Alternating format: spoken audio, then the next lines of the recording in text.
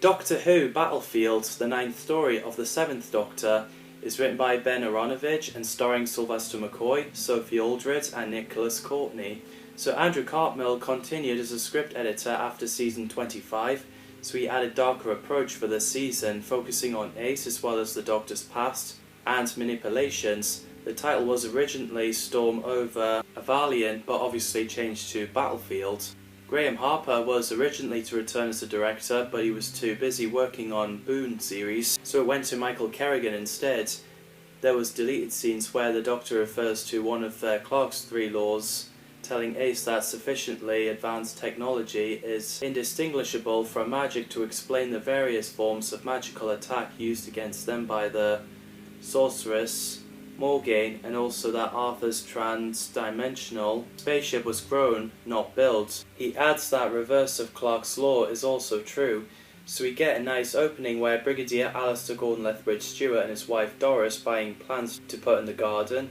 I'm gonna call him Brigadier even though he's retired, as we know him as Brigadier, just like we call Abe Simpson Grandpa Simpson, even before Bart, Lisa and Maggie were born. Meanwhile, the Doctor is in the TARDIS with Ace and being pretty dark as the Doctor is concentrating.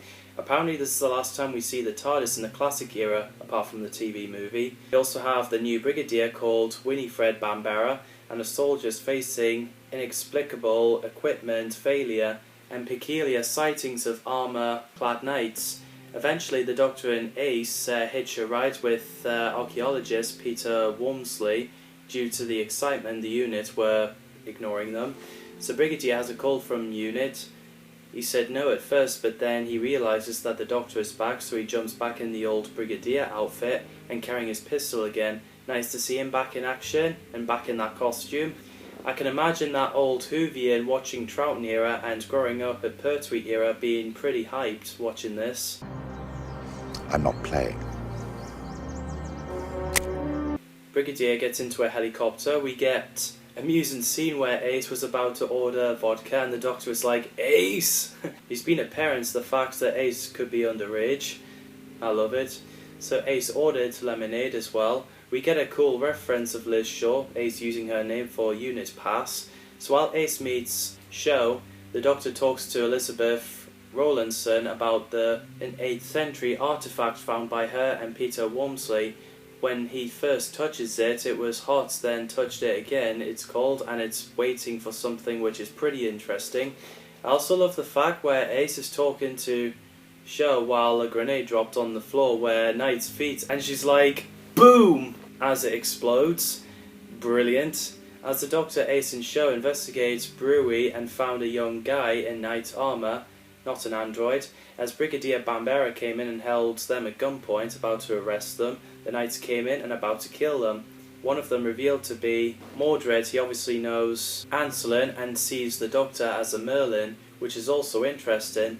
As they outrun them, we get an entertaining scene where Anselin and Brigadier Bambara are fighting each other as they're pretty much flirting. The bit where Mordred opens the meeting place between realities is pretty cool. I like his laugh, you can tell the actor is having fun. As Morgaine and Mordred talk about their plan, Morgaine spots a helicopter that Brigadier and Lavo are on. She electrocutes the helicopter like Electro. The helicopter crash landed, both survived. Laval is kinda injured and Brigadier confronts Morgaine, but she plans to kill him later. Laval gets disintegrated. After Ace uses Nitro 9 to blow something up in Dig's sight, I love the bit where Ace sees the Doctor's reaction, assuming he's thinking of getting the time right, and he's like, we need to have a long chat about acceptable safety standards. As they go underground, they're inside spacecraft, and they discovered a cool looking Excalibur on King Arthur's suspended animation, and because Ace picked it up, it got flying green ghost snake attention, which looked pretty cool. Ace is trapped in the tank and the Doctor struggles to help, which leads to cliffhanger.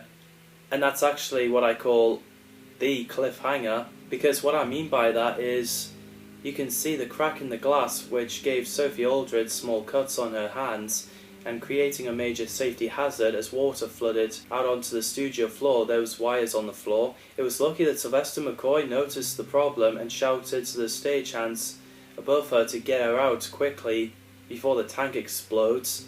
He saved Sophie's life. Sylvester McCoy is more of a hero than the Doctor is. And thank God for him, otherwise if he didn't notice it in time, then Sophie Aldred wouldn't have been with us right now. Unlike his first 2 seasons, McCoy is wearing a dark brown jacket instead of white, which looks great fitting with the season, and I think he's fantastic. Again, I love Sophie Aldred as Ace, brilliant companion, and it's so nice to see Nicholas Courtney back as the Brigadier Lethbridge Stewart. This is the last episode of Doctor Who itself he appeared. Although he did reprise the role in the charity special Dimensions in Time, then Big Finish Audios, and the independent film Downtime, Courtney reprised the role one last time in Sarah Jane Adventures, Enemy of the Bane. He was to reappear in The Wedding of Sarah Jane Smith, meeting David Tennant as the 10th Doctor, but he was unwell so he couldn't take part. Then in 2011, Courtney passed away. Brigadier appeared as a Cyberman in Death in Heaven, with Jeremiah Craig replacing him. We also hear Briggs' voice in Survivors of the Flux, which is so cool. Angela Bruce plays Brigadier Winifred Bambera, who's a member of UNIT. I really like her, she's badass. I also like the fact that, oh, shame is her catchphrase. I literally thought she was going to say a swear word. Apparently she was originally envisioned as being from Caribbean, hence the shame line. To Ben Aronovich's astonishment, the Manchester-born Angela was casted, and if he'd known they'd cast someone from Newcastle, he would have changed the dialogue. I really do think Winifred Bambera should come back to Doctor Who. Please, please bring her back. Jean Marsh plays Morgaine, or Morgan, the powerful sorceress. I thought she did a great job of it. Ironically, she works with Nicholas Courtney before, which is in the Dalek Masterplan as different characters. James Ellis plays Dr. Peter Wormsley, an archaeologist. He's great. Joss Ackland, George Baker, Jeffrey Baildon, John Carson, Kenneth Colley, Freddie Jones, Ronald Lacey and David Warner were considered for the role. Christopher Bowen plays Mordred, who's an enemy of King Arthur and son of Morgaine, and I think he did a great job playing the character that you just love to hate. According to trivia, Mordred is an important character in Arthurian legend, son of King Arthur and Morgase, who were half-siblings. Mordred is Arthur's deadliest foe.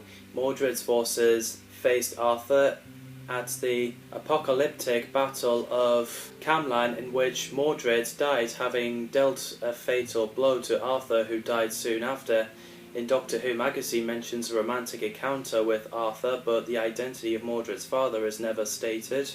Marcus Gilbert plays Anson ab Gwalymai, a knight commander under King Arthur in a parallel world, in which Arthur actually exists. And I think he's awesome, and according to the trivia, Anselin was not part of Arthurian lore and was invented for this serial. His name, which translates to Anselin, son of Gawain, suggests that he is of Welsh extraction and that his father was the legendary Sir Gawain, Arthur's nephew and one of his most trusted knights. However, one fateful knight named his father Fontaine. Ling Tai plays Li Shao Yongying, a young woman that Ace became friends with. She's great too. Angela Douglas plays Doris Lethbridge Stewart, the wife of Brigadier. I really like her. June Bland, who previously played Berger in Earthshock, in this story plays Elizabeth Rowlandson, and Noel Collins plays Patrick Rowlandson, a couple who ran Gore Crow Hotel, a small hotel in Colbury in England, and I think they're great as well. Elizabeth was blinded, but she got restored by Morgaine. Marek Anton plays the Destroyer, aka Lord of Darkness and Eater of Worlds, as a demon from outside of time and the universe. And I thought he looked terrifying. The design is fantastic for its time and low budget. The casts are great. I love the music by Keith McCulloch. It's cool that bits of soundtrack from Remembrance of the Dalek is reused. The sets, costumes, effects and direction by Michael Kerrigan are phenomenal. Ace managed to get out of the tank, and I thought it looked cool where she rises from the lake with Excalibur. The Doctor struggles to destroy the spaceship's defense system as he constantly gets attacked by that green ghost snake. But luckily Brigadier stepped on it and, well, he did it, and we get a lovely reunion. I just can't let you out of my sight. Brigadier Alistair Gordon Lethbridge Stewart. So you recognise me then? Yes, who else would it be? As they both walked out the tunnel, they're joined by Ace, Shaw, Wormsley, Anselin and Bambera. We get an intense moment where Mordred and his men is sent to attack the Doctor and his friends in the Jeep. Anselin attempts to fight with the knights, but Bambera convinces him that they do need to retreat, which is a lovely scene. And it's also nice to see Bessie, the yellow motorcar that John Pertwee drives around. I like the bit where Brigadier shows the Doctor gold pointy special bullets that armour piercing solid core with Teflon coating can go through a Dalek. The fact that UNIT has been very busy, such as got themselves high explosive rounds for Yetis, and very different armour piercing rounds for robots, and gold tipped bullets for Cybermen, as Ace and Sho sits inside a circle drawn with chalk, which I like the trick where the chalk appears in the Doctor's hand. They started fighting each other, calling each other names, then realised something is messing with their heads. Morgaine has brought in the Destroyer, which is an awesome cliffhanger. In hell. Luckily Morgaine can't touch Ace and Sho, but the Destroyer can, if he was freed. As the room got destroyed, the Doctor and Brigadier went to see if they're okay. They went through another dimension into the castle, and I can't believe Brigadier tricks the Doctor that there's a spaceship and knocks him out so he can face the Destroyer with silver bullets. Originally they were going to kill the Brigadier off. Nicholas Courtney, Andrew Cartmel and John Nathan Turner liked the idea, but Ben Aronovich couldn't bring himself to do it, which I'm glad they didn't. Obviously they did kill him off in 2011, the wedding of Riversong. After the castle is destroyed, the Doctor thought Brigadier has died, but he's still alive, and accepted that he's too old for that sort of thing.